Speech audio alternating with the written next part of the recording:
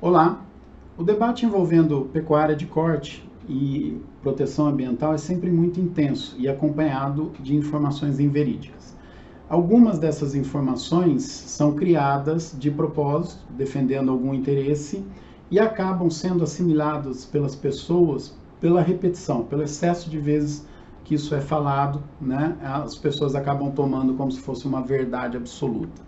No caso da pecuária, há uma tese defendida por muita gente que se você mudar a dieta de origem proteica, né, a fonte proteica de origem animal por uma fonte proteica de origem vegetal, você estaria contribuindo com a preservação ambiental. Essa tese ela é furada por duas razões. Primeira, a produção de carne bovina ela é possível ser feita num ambiente tropical de forma muito mais intensiva do que é feita num ambiente temperado. Então, por exemplo, no caso do Brasil, se a gente conseguisse pegar toda a área do Brasil de pecuária e produzir com a mesma produtividade, né, com o mesmo desempenho dos 10% dos produtores mais tecnificados do rally da pecuária, a gente conseguiria trazer para o Brasil toda a produção mundial de carne bovina.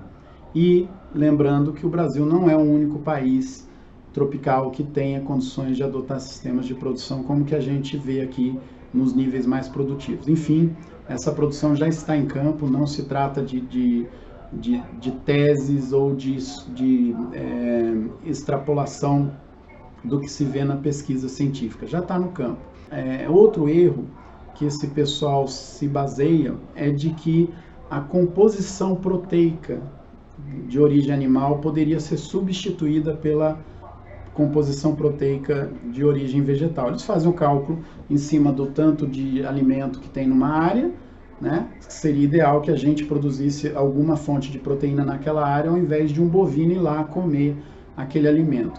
E aí a gente tem alguns erros básicos. Primeiro, a proteína que eles calculam para fazer que eles consideram para fazer esse cálculo é a proteína bruta. Ela não leva em consideração toda a combinação de aminoácidos, toda a qualidade proteica, toda digestão que depois, toda a possibilidade de digestão pelo organismo humano. Né? Então é como se a gente tivesse um grupo de nutrientes que seria o mesmo, tanto para as carnes quanto para os vegetais, ovos, leite e assim por diante. Não é bem assim que acontece na prática, né? E outro erro que eles não consideram é o bovino, é um ruminante. Então ele consegue transformar em carne um alimento que não está disponível para o ser humano. A gente não consegue digerir aquele alimento. O bovino vai lá, come aquele alimento, que produz muito por área, principalmente se a gente trabalhar em sistemas mais eficientes, transforma aquilo em proteína, que é um alimento nobre. Né? A carne bovina é um alimento nobre. Não porque a gente quer chamar de nobre. A carne bovina é um alimento nobre porque ela tem toda a composição necessária para manter um ser humano de pé, produzindo, bem nutrido. Né?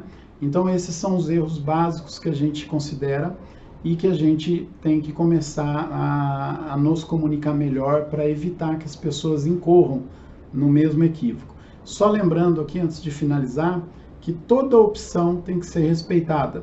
Então, aquelas pessoas que optam por uma dieta vegana ou vegetariana, elas têm o direito de optar. E elas têm o direito de defender e fazer propaganda da escolha delas. O que a gente questiona e o que a gente sempre vai reagir de maneira contundente é quando a defesa do seu modo de viver, da sua opção, seja conduzida com mentiras. Né? Então, é aí que a gente entra na discussão, é aí que a gente questiona quando essas informações inverídicas são disseminadas. Muito obrigado pela atenção, um forte abraço.